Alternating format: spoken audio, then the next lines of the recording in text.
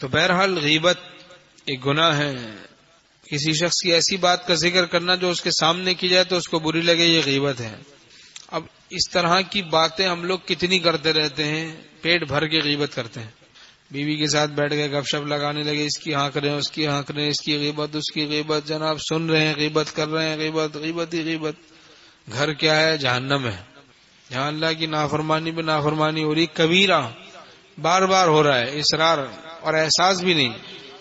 تو بھائی ذرا ہوشیار رہنا چاہیے، ہوشیار رہنا چاہیے. تو کسی شخصی تبصرے سے بچیں. کسی خاص آدمی کا نام لے کر تبصرہ جو ہوتا ہے وہ شخصی تبصرہ وہ خطرناک ہوتا ہے کہ اچھائیوں سے شروع ہوتا ہے، برائی پہ جا کے ختم ہوتا ہے. تقرب کی وجہ سے بھی غیبت غیبت ہی ہوتی ہے نا. یہ نہیں ہے کہ بیوی ہے تو شوہر کی غیبت حلال، شوہر ہے تو بیوی کی غیبت حلال، باپ ہے تو بچے کی غیبت جائز ہو گئی، ایسا نہیں ہے. غیبت غیبت ہے. سلیم الصدر رہیں. کوئی برائی کرے، غیبت کرے تو یہ نہیں کہ ہم بھی غیبت کریں. برائی کا بدلہ بھلائی سے دینا، یہ تو انبیاء علیہم السلام کی سنت ہے. آپ صلی اللہ علیہ وسلم کی سنت ہے برائی کا بدلہ بھلائی سے دینا. قرآن پاک کی تعلیم ہے برائی کا بدلہ بھلائی سے دو، اس سے دشمن بھی دوست بن جاتا ہے. ادفع باللتی ہی احسن فاذا الذی بینک وبینہ عداوۃ کأنہ ولی حمیم. برائی کا بدلہ بھلائی سے دینے کی تعلیم ہے. کوئی غیبت کرے ہم اس کی بھلائی کریں، کوئی گالی دے ہم اس کے ساتھ بھلا کریں. بھائی یہ انبیاء علیہم السلام کی سنت ہے، اخلاق ہے، اس کو اختیار کرنا ہے. حلم کو اللہ تعالی ہم سب کو بھی خوش اخلاقی نصیب فرمائے، غصے کے تقاضوں کو دبانے کی توفیق نصیب فرمائے، غیبت سے بچنے کی توفیق نصیب فرمائے. ہمارے شیخ رحمۃ اللہ فرماتے تھے، حضرت ڈاکٹر عبداللہ صاحب رحمۃ اللہ کے حوالے سے، کہ غیبت سے بھی کینسر پیدا ہوتا ہے.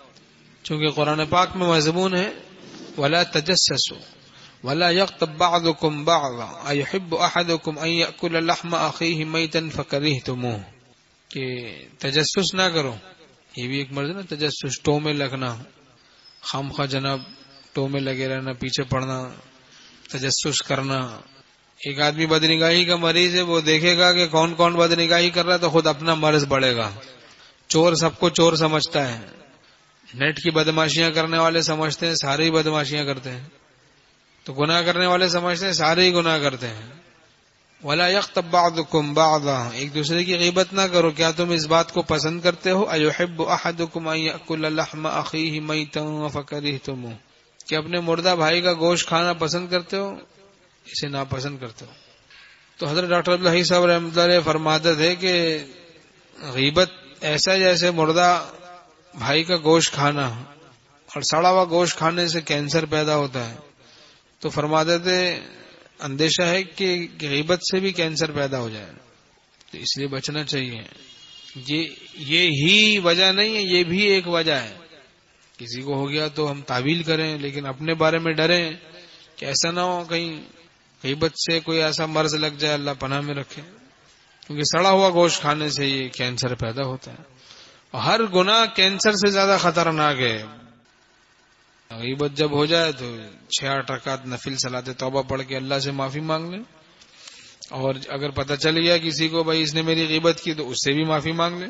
اگر اسے پتہ نہیں چلا تو بتانے کی ضرورت نہیں کہ بھائی فلاں محفل میں نے آپ کی غیبت کی تھی، چونکہ اس سے اسے تکلیف ہوگی.